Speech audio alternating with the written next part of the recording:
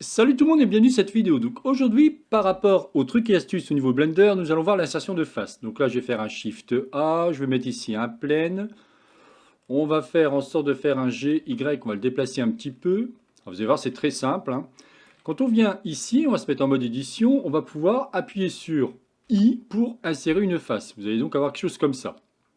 Quand je viens ici, vous avez par exemple différentes options. Et ça qui va m'intéresser, c'est individuel. Si je clique sur individuel et que je reviens sur la fitness, bon, pour l'instant, il se passe strictement rien. Très bien. Donc là, je reviens en arrière. Et cette fois-ci, je vais faire un CTRL R. Donc plusieurs fois, on va faire comme ça, deux fois par exemple. CTRL R, chose comme ça. OK? Imaginons maintenant, je vais vouloir récupérer que cette partie avec une sélection rectangulaire. Et je vais appuyer sur la touche I pour insertion. Je vais donc pouvoir insérer une face dans une face. Mais moi, ce que j'aurais aimé, c'est que chaque carré, en fin de compte, me crée une face pour chaque élément. Vous voyez, on a bien 4 carrés qui ont été sélectionnés. Et bien dans ces cas-là, il faut cliquer ici sur individuel. Et là, automatiquement, on peut créer, sans aucun souci, ce genre de choses.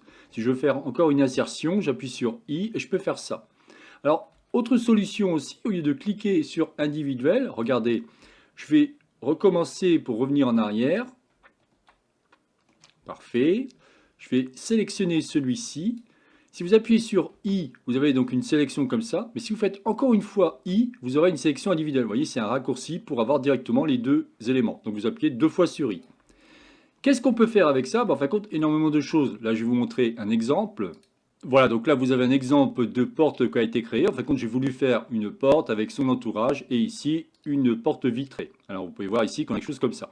C'est exactement le genre de choses qu'on pourrait faire, par exemple, avec l'insertion de face dans les faces, qu'on appelle le inset. Rappelez-vous que si je viens ici, vous avez l'outil, si je viens au niveau, en appuyant sur T, vous l'avez à cet endroit-là. Vous avez ici, inset face. Et en cliquant ici, vous avez exactement la même chose. Voilà, bah écoutez, je n'en dirai pas plus par rapport à cette vidéo. C'est donc la chaîne Blender pour tous, réalisée par Jean-Michel. Si vous avez aimé cette vidéo, n'oubliez pas de liker ou tout simplement vous abonner à ma chaîne. N'hésitez pas à me poser des questions puisque cette chaîne est vraiment dédiée qu'à Blender. Il n'y a aucun problème, je me ferai un épisode vous répondre. Je vous souhaite une excellente journée et à la prochaine vidéo. Bye bye.